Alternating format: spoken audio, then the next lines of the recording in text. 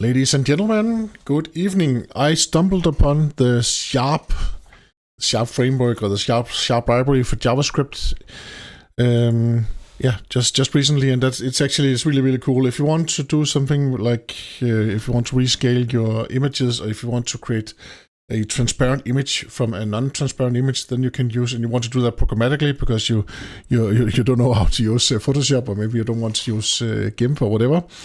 Or maybe you just need to do this as part of your program. Then Sharp it's awesome. So, and you can also convert. You can also see right here. You can read all of these formats right here, and you can also output them as these formats right here. So if you want to swap format and convert them, then this library here is just so cool. It also says right here that it's really fast, and I can only agree to that. There was no delay for my program that I will show you in just a minute right here. So try it out if you haven't tried out Sharp yet. It's called sharppixelplumbing.com, and this is the use case that I had right here. I had an image right here for which is my flower image right here. It has this white background, and I wanted to make that transparent, so all of the white right here turns transparent, so I can use it on a website, and then it has the same color as the background color where it's white. So that was my use case right there. And it was actually quite easy to create this little script right here. It is named MJS. If you don't know why it's MJS, then it's because when you name it MJS, then it follows the JavaScript standard, and you can use imports in the top right here. And then you can have your Node program to actually execute the JavaScript. If you don't know it, you always need to execute JavaScript somehow. Usually we use our browsers to do that, but you can also use Node, and that is also why JavaScript can actually be used server-side as well as client-side nowadays.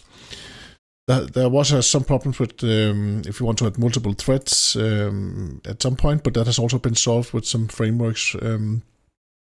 But per default, Node is just running in one thread. But let's talk about that in another video. So, but there are frameworks so that can help you with that if that's something that you want. So right now, right here, I'm importing Sharp, and of course you need to install those also with npm. So you need to run npm install and then Sharp before I do this, and then I need the path so I can play around with some path where I want to output my image, and then fs for file system right here. So what did you do, Mike? So you had an input file right here. I had a white threshold. It's because each pixel, I'm going through each pixel, and then each pixel has a value from 0 to 255. And whenever the color threshold is larger than 245, you can set it to whatever you want to. You can also try it out and fiddle a bit and experiment a bit with this value right here. Then it will be set to transparent, because that is possible with this framework right here. So this is a function to get the output file, and so let us leave that one right here. You probably know all about that, but you have a directory, an extension, and then a base name right here. And then we're joining that with the path right here, and then we're returning that. So it's just to get the output file. Where should it be located, and what should the name be? And I am naming this _transparent. So I'm taking the original photo or original picture, and then I'm converting it to _transparent. So where is the cool things happening, Mike? It is right here. So we have the make white transparent. So there's an input file, output file, and that is actually that is the path for that. And then we have the input right here. So I'm loading the image with Sharp and an input file. Then I can say ensure alpha. When you're using ensure alpha, that means that then you're ensuring that you can use transparency for this image right here. So that means each value, each pixel will actually have a red, green, and blue value, and it will also have a transparency value as well.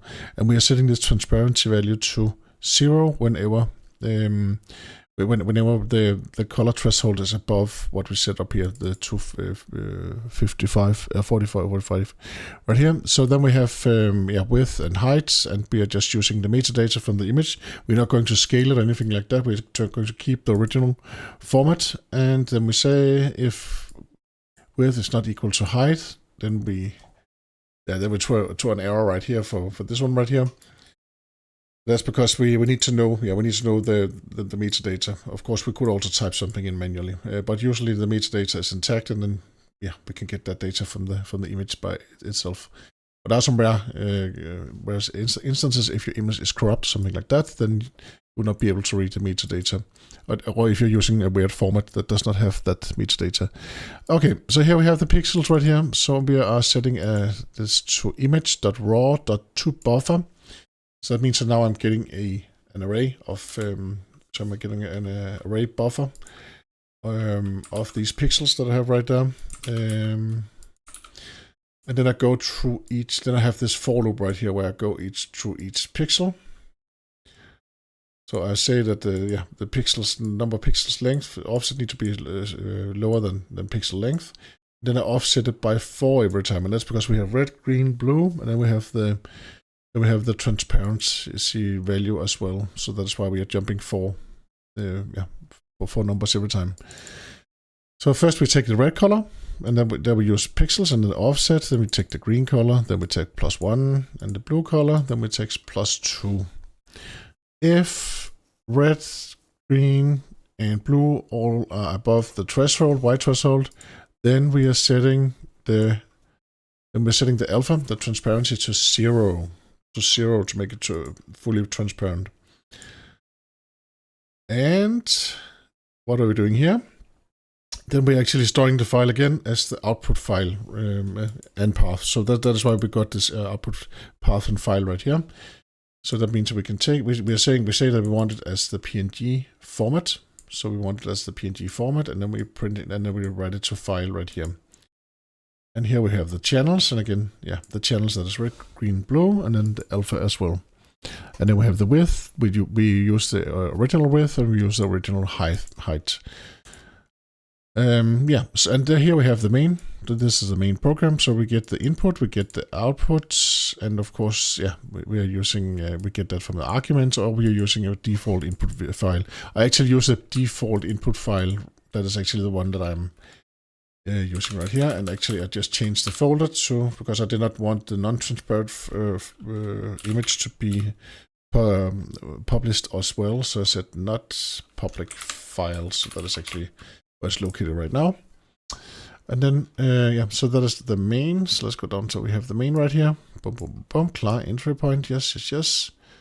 And then we are catching some errors if any error happens. So we get the input, we get the output, and then we check if the file does not exist.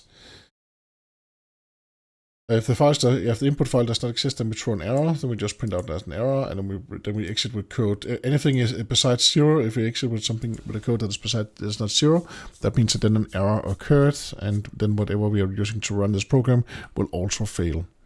So, but Mike, how do we run this program? Then you can just right-click if you're using WebStorm. You can also run a node command, then you just say run, and then we right-click, and then we see what actually happened.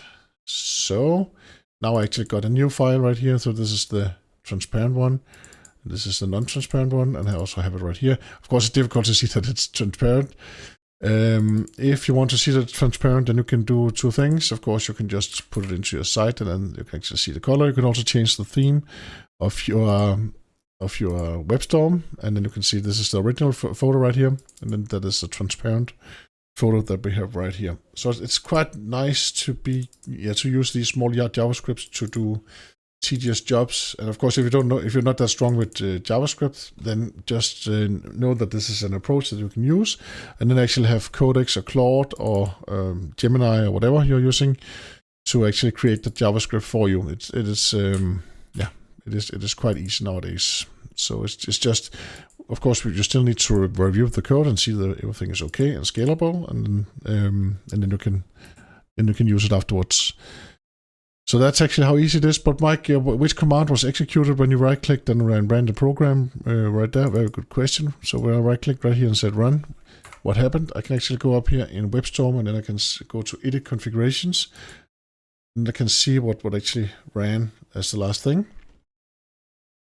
And here you can see it's a Node program, so I'm using Node 24 as per default. I can see that in the top. And then so the command is actually Node, and then the name of the file right here. So could we also have could we also run this just out in the terminal? Yes, the answer is yes to that. So I'll copy the file name right here, and let's delete the transparent file, and then we go to the terminal, Alt F12, and just start a new terminal right here. Then we say node. Oh, we need to go to none, not public files. And then we say node. And then we call a file. And it says module not found because we need to be in a root because else we don't have the package. So we will say node and then we will say not public files like this. Module not found. I have to dig into that one right there because I know that the module is in my node modules. I just used it. And I'm now standing in the correct folder. Is there anything that I missed out on right here? Working directory, that should be fine. So there's something I need to investigate. That's why. Why don't you just use all of the modules that we have right there? But that is another story. Of course, we can ask Codex. Why do I get this?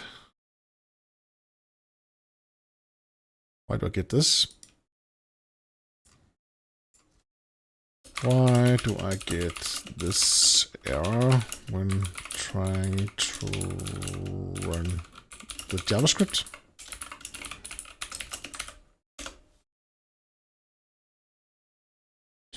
Maybe I should have added that I actually have installed the library.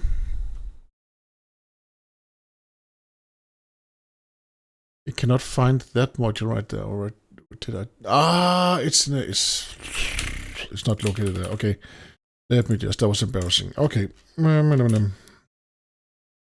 Node. Yes. Okay, that was a bit stupid. So it is because it is in the current folder. So now it generated it. Yeah, I don't know what I'm thinking. Yeah, but now we got the transparent. Now we got the transparent image again. I don't know why it. Yeah. When it said that with the module, then I thought right away that it was it was one of the dependencies that it could not find, but it was actually the file itself. It could not find this MJS right here. Yeah, the module JavaScript right there. Thank you very much for watching, and thank you very much for all of your comments. And thank you for just being you, and I hope to see you again soon. Bye-bye.